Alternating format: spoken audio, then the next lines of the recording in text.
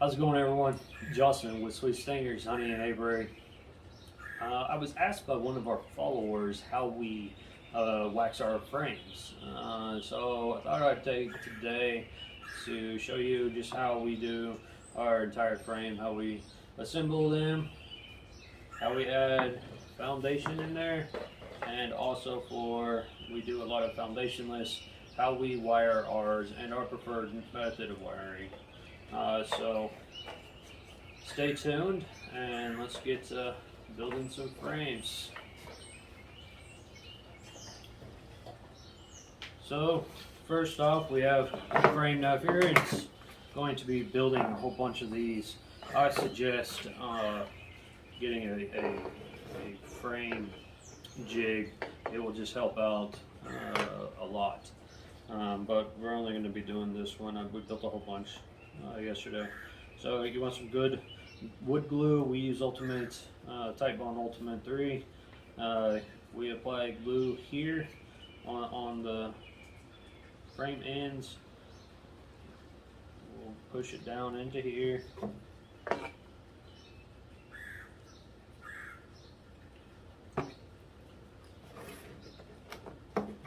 And then we apply the glue around these edges as well. You want to make sure that you don't skimp on assembly them right, so you don't want to frame collapsing in the hive or in your extractor, bottom pieces coming out, or when you pry open the propolis gets really sticky when you pry up on the frames. They can come apart, so you want to make sure that you assemble them right and well. So we use a 1.5 inch or a 1 inch staple in here. We give them a staple in the top and the bottom, just one.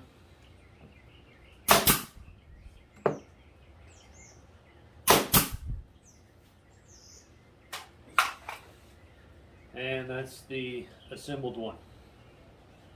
So these are wedge type. You'll take this wedge out for a foundationless. We put this in here, and then we use a 3/8 inch staple here, and we staple this wedge in here.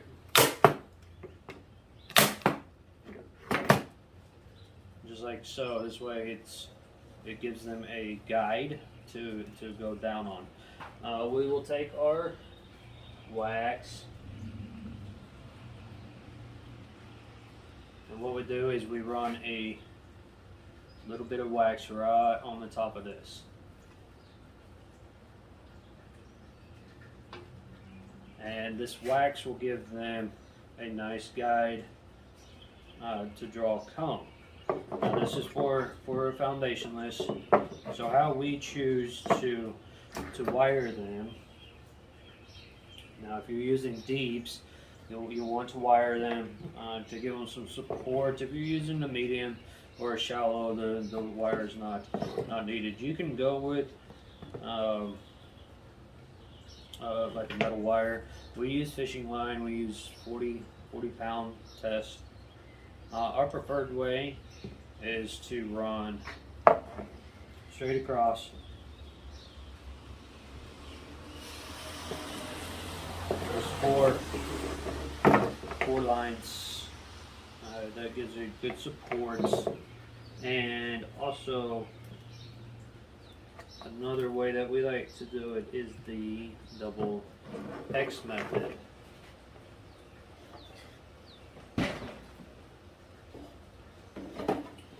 Which is like there's 2 X's right here. This gives a lot of support as well. The 1X we don't use very much. I don't think it supplies really good especially for a deep frame. And that is mainly what we run here. Our deep equipment. I prefer having all one size. We do have mediums but I prefer just having all one size. I think it's just easier. So once you get to the end like this, we will wrap this line around the end bar, and we will take a staple and we will put your staples in here.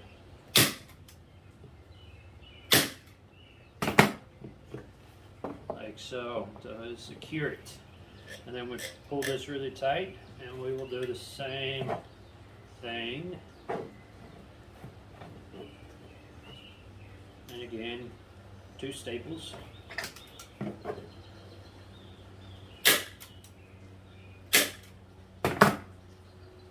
Like so.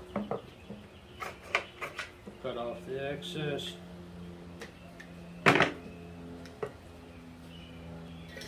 And you have a foundation list, nice and wired. It's tight, and the bees will draw it. They have their guide to draw it. So that's our way that we do our foundation list frames. For foundation, we build them the exact same way.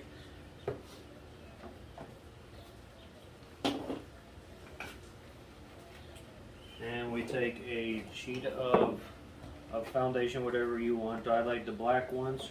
We knock out these corners so that the bees have a way to get past, and they just snap in just like that. Easy, very easy.